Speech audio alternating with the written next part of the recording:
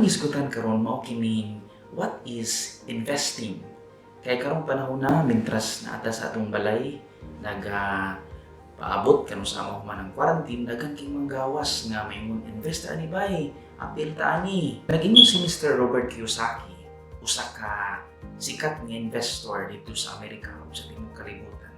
Ingon siya sa iyang libro nga Guide to Investing. Ingon siya nga ang investing is a plan. So usa ni siya ka plano. It is not a procedure or a process, but it is a plan from point A to point B. Para mabuta sa atong destinasyon, kinahanglan tao plano. So pwede siya i-short term nato ang plano or i-long term nato ang plano. Magdepende siya sa ato ang panginahanglanon, sa ato ang needs. Magdepende po sa ato ang resources na available. Or magdepende po siya sa ato ang satisfaction. Kung satisfy na ka, ani nga naabot nimo or dili pa, so you need to continue. Para maabot ta sa ato ang destinasyon, na kinahanglan ta og lain-lain nga mga vehikulo or mga vehicles. For example, ganahan ka mo bisita sa Marina Bay sa Singapore.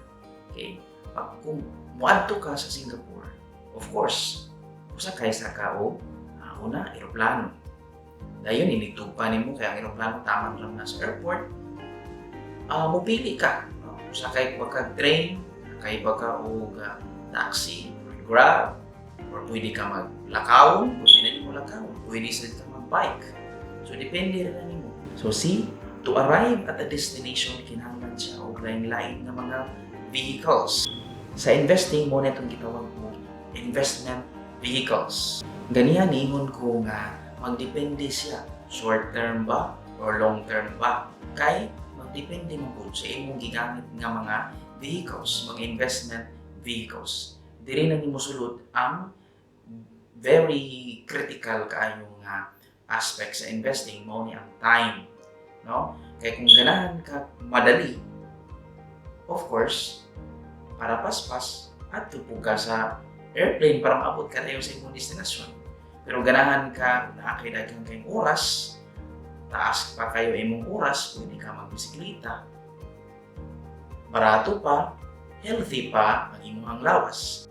So pwede ka mosulod sa stocks, mutual funds, real estate, o daghan pa para imo ning siyang gamiton as your investment vehicles para sa imong plan, sa imong investing.